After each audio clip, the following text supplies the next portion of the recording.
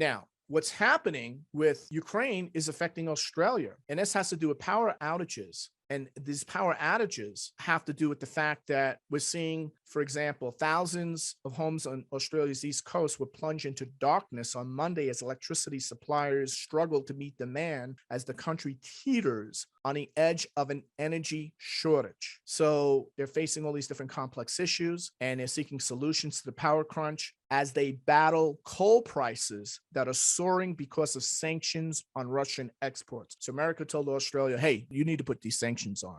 Okay, yes, sir. Whatever you say, right? But how are we going to get a coal? Don't worry about that. You just do the sanctions, do what we say, because we're one big family. We got to fight the evil Russians and Chinese. Okay, they get it. So they put the sanctions in place. The problem is they need coal. Now, America has more coal reserves than the whole world combined. Why Australia doesn't get that, I don't know. That's a big question. But right now, because the prices are soaring for electricity, they're raising the prices, lowering the output of energy because they have sanctions they're imposing on Russian exports. And because they don't have enough coal to power their plants, these power outages are occurring, and we're going to see massive imposition of export controls on gas and limited prices for the next 90-day long period. So this is significant. When people say, oh, what's happening in Ukraine doesn't really affect us.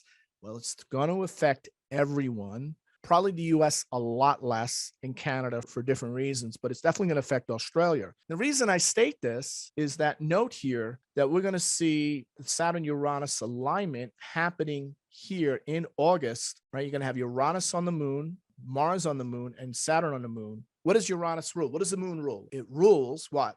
The home. It rules the things you need to operate in your home. It rules the population. It rules food. It rules the ability to commence day-to-day activities that the population indulges in. So Uranus and Saturn would represent unexpected shocks, supply chain shortages, energy shortages, food shortages, shortages that are outside the control, Pluto, transiting Pluto on the midheaven, of what the government can handle. And I think this new government is not going to live up to what it expects. This Labor government is going to fail big.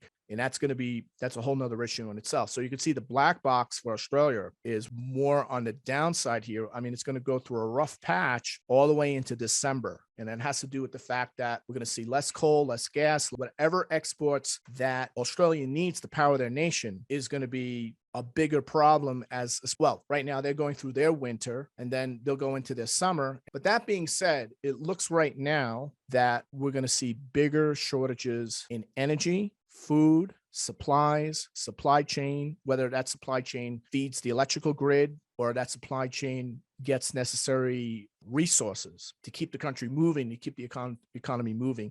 And we're going to find more liberalization of policies, one size fit all solutions by the federal government, which is going to cause big, big problems within the populace. To watch the full presentation and more like this on geopolitics, the economy, and world events from an archetypal and mundane astrological perspective, join the Global Transformation Astrology membership. Go to gta.williamstickevers.com. Become a GTA member today.